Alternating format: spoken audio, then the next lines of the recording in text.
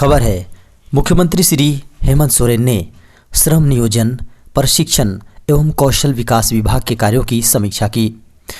दोस्तों, मुख्यमंत्री ने कहा, श्रमिक प्रधान राज्य से बाहर निकालना है झारखंड को। रिक्तियों को पूरा कर श्रमिकों का कल्याण करना लक्ष्य है। उन्होंने आगे कहा, आईटीआई में बच्चों को मांग के अनुरूप प्रशिक्षण दें। खबर, सीएम और मंत्री का आश्वासन के बाद भी हटा दिए गए 3000 पारा शिक्षक। दोस्तों, झारखंड के अप्रशिक्षित लगभग 3000 पारा शिक्षकों को कार्य मुक्त करने का आदेश दिया गया है। आपको बता दें कि मुख्यमंत्री और शिक्षा मंत्री ने कहा था कि इन्हें हटने नहीं देंगे। जी हां, आपको बता दें कि इन पारा शिक्षकों ने अब तक प्रशिक्षित नहीं हो पाए हैं।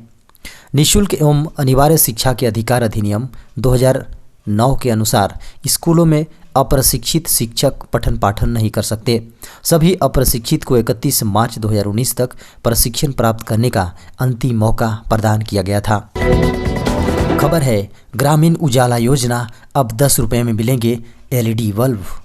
दोस्तों, देश के 20 करोड़ ग्रामीण परिवारों को नए साल की शुरुआत में जनवरी 2021 में ग्रामीण उजाला योजना के तहत न्यू ईयर का गिफ्ट मिलेगा।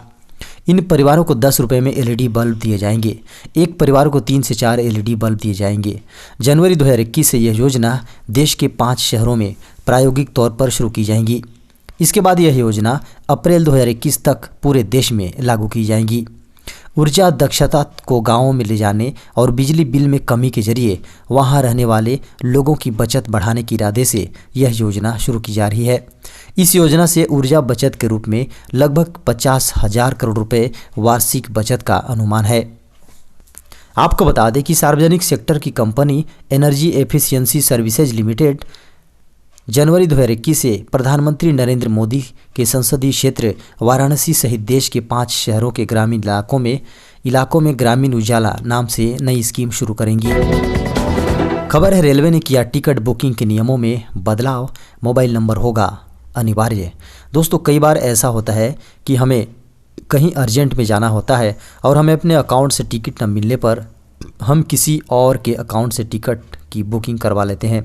अभी तक ऐसा ही चलता आ रहा था, लेकिन अब से ऐसा नहीं हो सकेगा, क्योंकि Indian railway catering and tourism corporation यानी IRCTC द्वारा रेलवे की टिकट बुकिंग के नियमों में बदलाव कर दिया गया है। आपको बता दें कि Indian railway catering and tourism corporation IRCTC ने बुकिंग में हो रहे फ्रॉड को रोकने के लिए ट्रेन की टिकट बुकिंग के नियमों में बदलाव करते हुए यात्री के मोबाइल नंबर को कंपलसरी कर दिया है। यानी अब ट्रेन की टिकट बुक करते समय यात्रियों को अपना मोबाइल नंबर ही रजिस्टर्ड कॉन्टैक्ट नंबर में एंटर कराना होगा। इस बारे में जानकारी रेलवे ने स्वयं एक बयान जारी कर दी है। आपको बता दें कि रेलवे द्वारा इस तरह का फैसला यात्रियों द्वारा की जा रही बुकिंग दूसरे लोगों के अकाउंट से होने के चलते लिया है। ऐसा करने पर उनका कॉन्टैक्ट नंबर PRS सिस्टम में दर्ज नहीं होता है। खबर है, जल्द 11 अंकों का होने वाला है मोबाइल नंबर। दोस्तों, नए साल यानी 2021 का शुरुआत होने वाला है और हर कोई अगले साल में बदलाव की उम्मीद कर रहा है। और कुछ बदले ना बदले, लेकिन यह तय है कि अब जल्दी आपका फ़ोन नंबर बदलने वाला है। जी हाँ, अब जल्दी आपके 10 अंकों का फ़ोन नंबर 11 अंकों का बन जाएगा। दरअसल सरकार ने मोबाइल नंबर यूजर्स की संख्या में इजाफा के लिए यह प्लान बनाया है, जिसके बाद सभी लोगों के मोबाइल नंबर बदलने वाले हैं। जी हाँ, आखिर ये किस नियम के तहत बदलेंगे और इससे आपके मोबाइल नंबर पर क्या असर पड़ने वाला है, आपको फ़ोन मिलाते वक्त किन बातों का ध्यान रखना होगा, इस पर आपको बेहद ध्यान देने की आवश्यकता है। इसी साल मई में टेलीकॉम रेगुलेटरी ऑफ इंडिया यानी ट्राई ने दूरसंचार विभाग को एक प्रस्ताव भेजा था, जिसमें ट्राई ने दूरसंचार विभाग के सामने कुछ सिफारिशें रखी थी। खबर है, डिजिटल पेमेंट करने वालों के लिए बुरी खबर, 1 जनवरी से लगेगा झटका। दोस्तों, डिजिटल पेमेंट करने वाले ग्राहकों के लिए बड़ी खबर है। नए साल यानी 1 जनवरी से UPI ट्रांजैक्शन महंगा हो जाएगा। देश में नोटबंदी के बाद से UPI ट्रांजैक्शन में बढ़ोतरी देखने को मिली। इसके बाद महामारी के दौरान इसमें और तेजी आई। बड़े महानगरों में डिजिटल पेमेंट को काफ़ी रफ्तार मिली है, लेकिन अब यह डिजिटल पेमेंट ग्राहकों के लिए नए साल से गले की फांस बन सकता है। आपको बता दें कि अब इस पर सरकार ने एक्स्ट्रा चार्ज लगाने का फैसला किया है। अगर कोई थर्ड पार्टी के ऐप्स से इस्तेमाल कर यूपीआई के जरिए ऑनलाइन पेमेंट करता है तो उसको एक्स्ट्रा चार्ज देना होगा। National payment corporation of India ने 1 जनवरी से यूपीआई के जरिए पेमेंट के लिए एक्स्ट्रा चार्ज लगाने का फैसला लिया है। एनपीसीआई ने देश भर में नए साल से थर्ड पार्टी ऐप पर 30% का कैप लगा दिया है।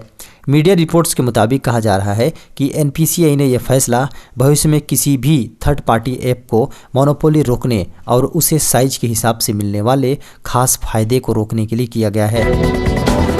खबर है यूजीसी ने ओपन और डिस्टेंस एजुकेशन कोर्सेस में एडमिशन लेने के लिए अंतिम तारीख आगे बढ़ाई। दोस्तों, यूनिवर्सिटी ग्रांट्स कमीशन ने ओपन और डिस्टेंस लर्निंग तथा ऑनलाइन प्रोग्राम्स में एडमिशन लेने की आखिरी तारीख आगे बढ़ाकर 31 दिसंबर 2020 कर दी है। अब सितंबर अक्टूबर 2020 एकेडमिक सेशन के लिए इन प्रोग्राम्स में एडमिशन प्रक्रिया दिसंबर के अंत तक पूरी की जा सकती है।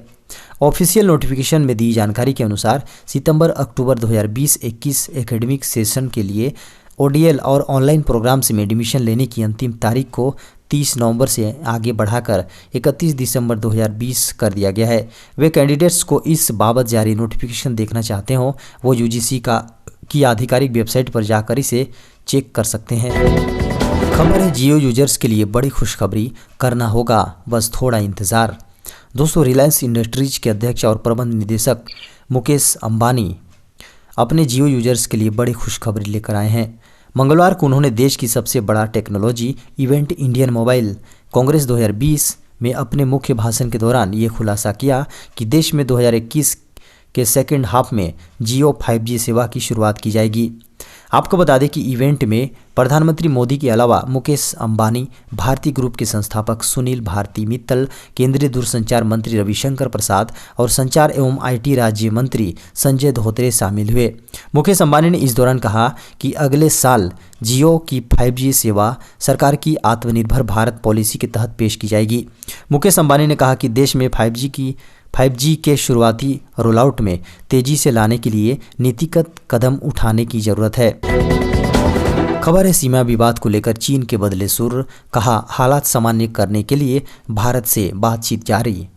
दोस्तों, पूर्वी लद्दाख में सीमा पर गतिरोध और अधिक घटाने के लिए चीन और भारत काम कर रहे हैं तथा दोनों देश अगले दौर की वार्ताओं के लिए विशेष इंतजाम करने को लेकर परामर्श करेंगे। एक वरिष्ठ चीनी अधिकारी ने मंगलवार को ये कहा, चीन और भारत की थल सेनाओं ने मई की शुरुआत में उपजे सीमा गतिरोध का हल करने के लिए 6 नवंबर को कोर कमांडर स्तर की 8वें दौर की बैठक की थी। यह पूछे जाने पर कि अगले दौर की वार्ता कब होगी, चीनी विदेश मंत्रालय की प्रवक्ता हुआ चुनिंग ने कहा, यहाँ संवाददाता सम्मेलन में कहा, चीन और भारत सीमा मुद्दे पर राजनयिक एवं सैन्य माध्यमों से संवाद कर रहे हैं तथा हम सीमा पर गतिरोध और अधिक घटाने के लिए काम कर रहे हैं।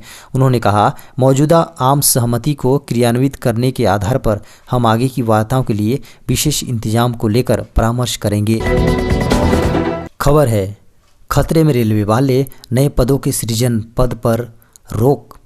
दोस्तों, भारतीय रेलवे बोर्ड की तरफ से हाल ही में नए पदों के सृजन को लेकर एक आदेश जारी किया गया है। इसके तहत जिस नीति के तहत रेलवे में नए पद सृजित किए जाते हैं, अब उसकी समीक्षा की जाएगी। हालांकि इस समीक्षा नीति से रेलवे में सुरक्षा से संबंधित पदों को अलग रखा गया है। वहीं आगामी आदेशों तक नए पदों के सृजन पर रोक लगा दी गई है। रेलवे के महाप्रबंधकों को ये निर्देश दिया गया है कि वे रेलवे बोर्ड के फैसलों का पालन करें। बता दें कि इसमें प्रोडक्शन यूनिट और दूसरे विभाग भी शामिल हैं। सभी विभागाध्यक्षकों को इन आदेशों पर आवश्यक कार्रवाई करने के निर्देश दिए गए हैं। रेलवे में फिलहाल नए पदों के सृजन पर रोक लगा दी गई है। यह आदेश आगामी आदेशों तक जारी रहेगा। हालांकि इनमें सुरक्षा से जुड़े पदों को शामिल नहीं किया गया है। तो दोस्तों, ये था अब तक की बड़ी खबर, ब्रेकिंग न्यूज, मुख्य समाचार और ताज़ा खबरों की सुर्खियाँ। दोस्तों, आपसे अनुरोध है कि इस चैनल को आप सब्सक्राइब कर लीजिए, वीडियो को लाइक कीजिए, अपने दोस्तों को वीडियो शेयर कर बेल आइकन को दबाइए ताकि हमारे आने वाले सभी ब्रेकिंग न्यूज़ की नोटिफिकेशन आपको सबसे पहले मिल सके। और अब इजाज़त दें, नमस्कार।